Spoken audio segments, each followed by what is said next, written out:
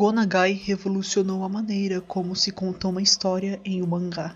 O autor não teve pudor algum em colocar elementos gore e eróticos em suas histórias, o que deu margem para que mais histórias maduras fossem lançadas. Mas não apenas de conceitos vive um dos mais importantes escritores da indústria.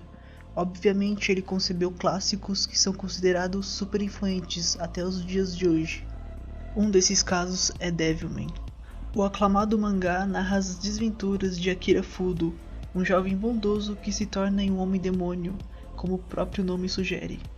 De certo que um mangá que carrega tal status atrairia os olhares de grandes empresas de streaming para si, afinal, uma adaptação do mesmo seria quase certeza de sucesso.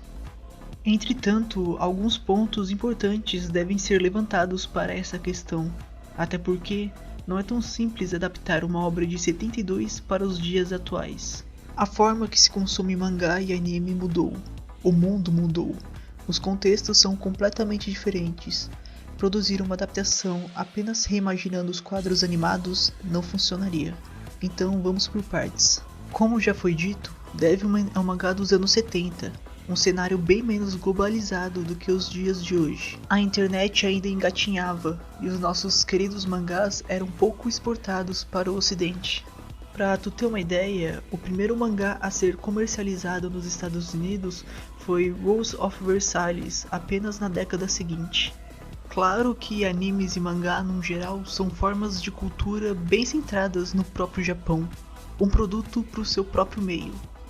Existem muitos casos que, para se compreender o texto, é necessário esse entendimento da cultura japonesa, sem levar em consideração a barreira da linguagem.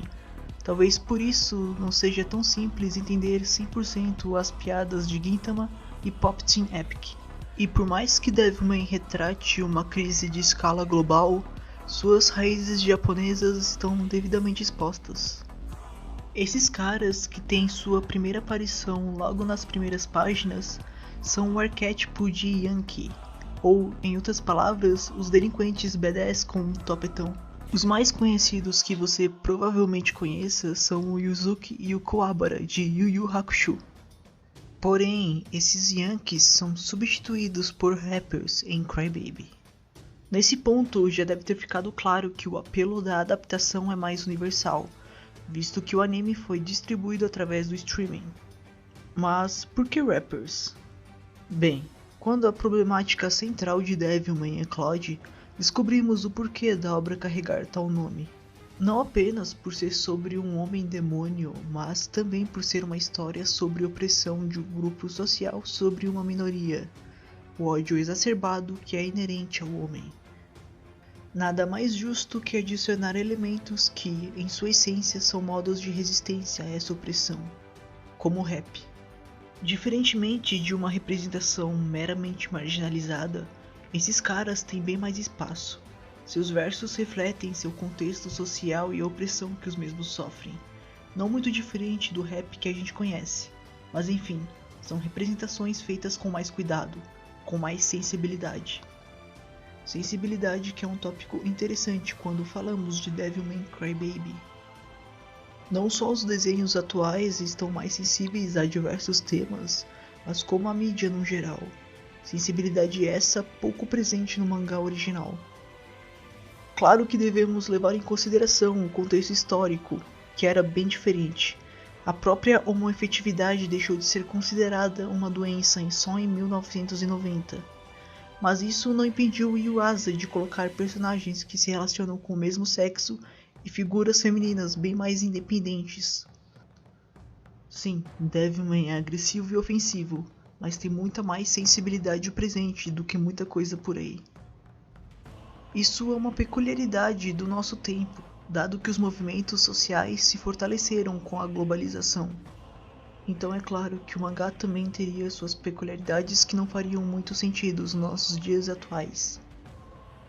O período em que o mangá de Devilman foi lançado era um contexto de Guerra Fria.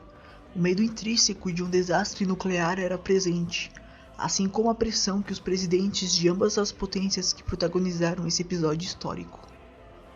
Elementos estes excluídos na adaptação, já que não fazem muito sentido, visto que a Guerra Fria foi finalizada em 1991. Como já dito, muito mais do que reimaginar, Crybaby reinventou. Mas, enquanto eu lia o mangá depois de ter visto o anime, eu percebi que todos os elementos, sejam eles excluídos ou adicionados, criam um contraste bem forte com o mangá original. Enquanto o mangá foca bastante na crítica ao ódio do homem, Crybaby por sua vez nos apresenta possíveis fórmulas de soluções para essas questões. Seu arco final foca totalmente no amor, na união e na esperança. Um conjunto de fatores que formam a empatia.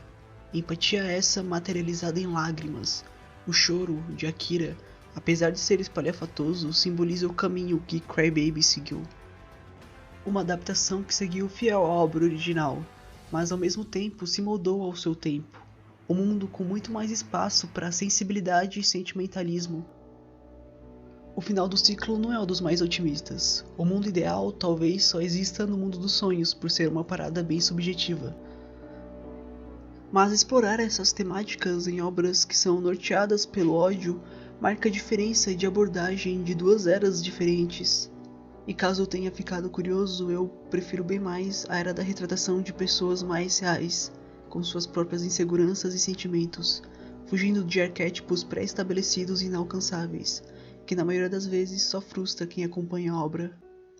Chorar faz parte. Se até Satã chorou, talvez chorar não seja um problema.